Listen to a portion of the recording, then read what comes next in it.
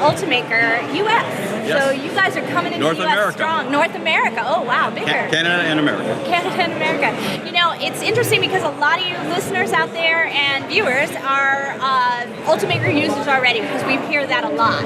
So that's good from worldwide, but we aren't hearing a lot from the US, and that's because you're just getting really going here. Just started. Tell us a bit about that. As a matter of fact. Well, Ultimaker's been in the U.S. in terms of selling devices for quite some time. Usually it's word of mouth. It's a few resellers that were put in place. And what's happening over the course of the next really couple of years, but more importantly in the next 3 to 4 to 5 to 6 months, what's going to happen is we're going to expand that network so that Ultimaker is going to be more readily available. And at the same time, the quality of the services and support can even go up, even though it is actually really one of the highest in the marketplace today. Yeah, I mean, I think I see the 3D Hubs report every month, and it's always been number one at the 3D Hubs for a long time, although I hear the M3D is kind of getting on there, but it's really small. That's a small printer. So what is so special about an Ultimaker for especially a first-time user? Well, I can tell you this much. It's the easiest printer to set up. It's the most reliable. It's got the highest quality, and that's not me saying that. That's the folks that evaluate the printers, like Make Magazine and a number of other folks. And so, really, reliability is it.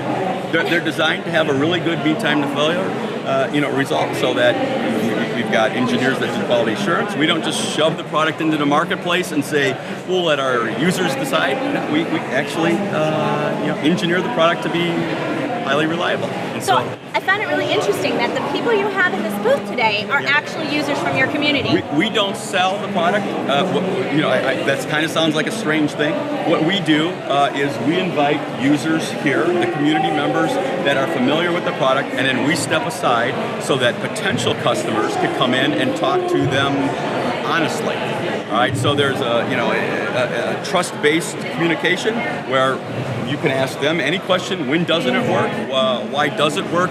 What was your experience? How big a learning curve did you have? Yeah. And by the way, it's actually really interesting from the perspective that each person that uses the machine has a different skill level that they enter with, and they have a different skill level that they want to kind of engage and grow.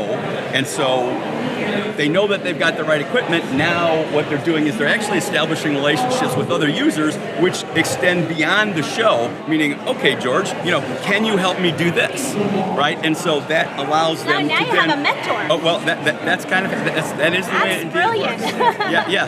And it really is nice. And we do value the people that help us. So great. So what do you think the hardest thing about getting the U.S. market's attention is going to be? Well, there's been a lot of misperceptions in the marketplace in the past about desktop 3D printing. Okay, so we have never said just buy this thing and it's going to work. Okay, what we're essentially saying is no. We want to help educate the buyer so that they're buying the right printer.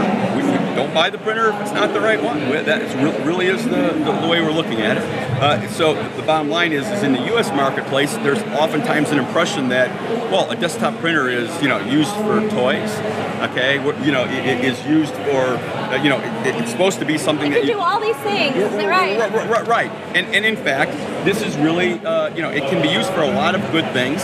But it does take a certain skill level and a certain education level to use it effectively. So you want them to be really realistic in it, and then you're going to build a relationship to help them. And what we're asking our resellers to do really is to help the buyer make an informed decision, make sure they have the education that they need after they make the purchase, so that they're effective in what they want to do and they have the skill sets, and then participate in the community so that they're embraced and they feel like, now I know how to do X, Y, and Z, but by the way, I really like to do that other thing, right? I want to make that one thing that really was in the back of my mind, or I want to explore this new business opportunity, or I'm an engineer, I want to make this thing, I'm not sure how to do it yet, I have a certain skill set, so help me accomplish. So that must be why so many of those users are empowered to enter the hubs, because they realize that they feel this big learning curve, and now they need to use it for something. Exactly. You hit it right on the head. That's exactly it. And what they really do value is the reliability of the machine. Great. So that really is what it comes down to.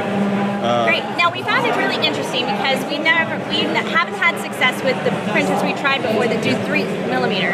Yeah. So you have bigger filament, and sometimes bigger filament doesn't get the right finer quality. But how do you guys change that? Is it the nozzle size? Yeah, well, that's exactly it. In fact, what you've seen is our community members.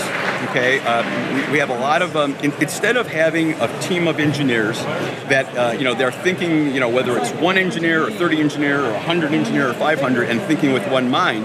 What we're doing is we have engineering talent out in the community that is thinking with many thousands of minds, right? And so when they looked at exactly that problem, they said, okay, well, how are we going to do this? Well, an evolution of that is something that's sold by people that use Ultimakers called the Olsen block, okay, which essentially allows you to replace the nozzle, or replace essentially the extruder section with essentially a nozzle, right? And that what that nozzle does is now it can come in different sizes.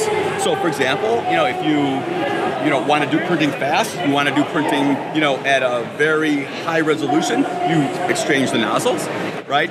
Simple twist, you're done. All right, so, we haven't branded that. It's not anything of that nature. It's already sold in the marketplace, but essentially it's from that broader mind of engineering, if you will. And the intriguing part is even when you go to certain filament types like carbon, all right, now you'd say, okay, well, carbon burns out nozzles within, rapidly, 4 hours. All right, well then how would you, are you going to spend an hour replacing it? No, absolutely not. So a minute later, you got a new nozzle. Oh, by the way, the nozzle used to be in brass. Well, we know that if you use steel, okay, it'll last 6 to 7 hours. Okay, well, put a steel one in, right? I mean, so it's this type of level of innovation that you get at Ultimaker that you don't get with any other manufacturer. Yeah. From understanding what's being printed instead of saying this is our tech. Right. Exactly. And it really, once again, it comes down from the engineering concepts and the people that are experimenting with these machines is just fantastic. You just don't see that with other manufacturers. You just don't see it. Right. So, which is it's really what makes the difference. Well, good. Well, I'm so glad I got to talk to you It's been a pleasure today. It's been a pleasure. Thank you.